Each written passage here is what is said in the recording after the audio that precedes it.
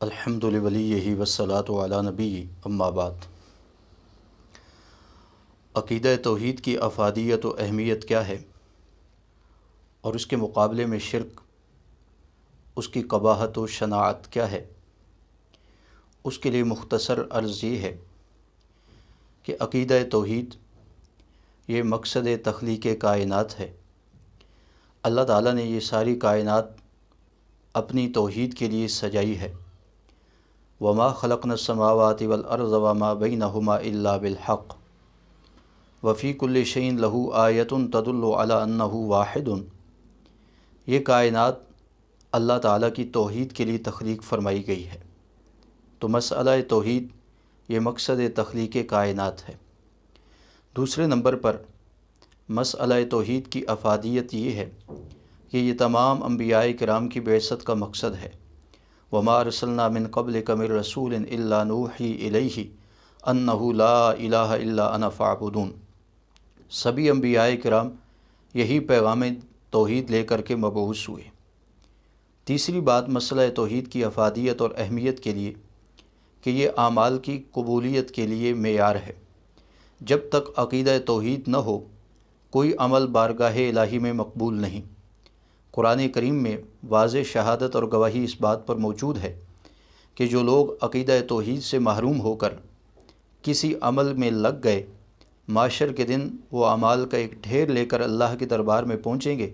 لا نقیم لہم یوم القیامت وزنا۔ اللہ تعالیٰ کی طرف سے ارشاد ہو چکا ہے کہ ہم ان کے اعمال تولنے کے لیے ترازو تک قائم نہیں کریں گے، اور وجہ یہ ہے کہ عقیدہ توحید کے نہ ہونے کی وجہ سے یہ ڈھیروں اعمال ان کے ضائع اور برباد ہو گئے۔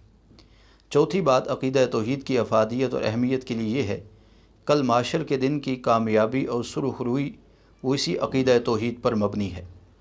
جب یہ عقیدہ توحید اتنا اہم ہے تو اسے اپنانے کی ضرورت ہے، اور اس کے مقابلے میں ہے شرکیہ عقیدہ۔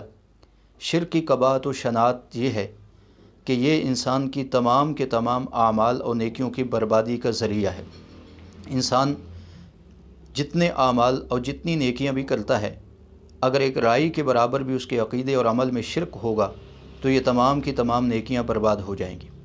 دوسرے نمبر پر شرک اللہ رب ذوالجلال کے ہاں مقبوض ہونے کا ذریعہ بھی ہے۔ سب سے زیادہ اللہ رب ذوالجلال کا غضب اس بندے پر اترتا ہے جو اللہ رب ذوالجلال کے ساتھ اوروں کو شریک بناتا ہے۔ تیسرے نمبر پر معاشر کے دن کی کامیابی اور سرخروئی اسی شرک والے عقیدے کی وجہ سے رک جائے گی، اور شرک میں مبتلا آدمی ہمیشہ ہمیشہ کے لیے جہنم کا ایندھن بنے گا۔ قرآن و سنت میں توحید کی افادیت کا تذکرہ موجود ہے اور شرک کی قباحت کا تذکرہ بھی موجود ہے۔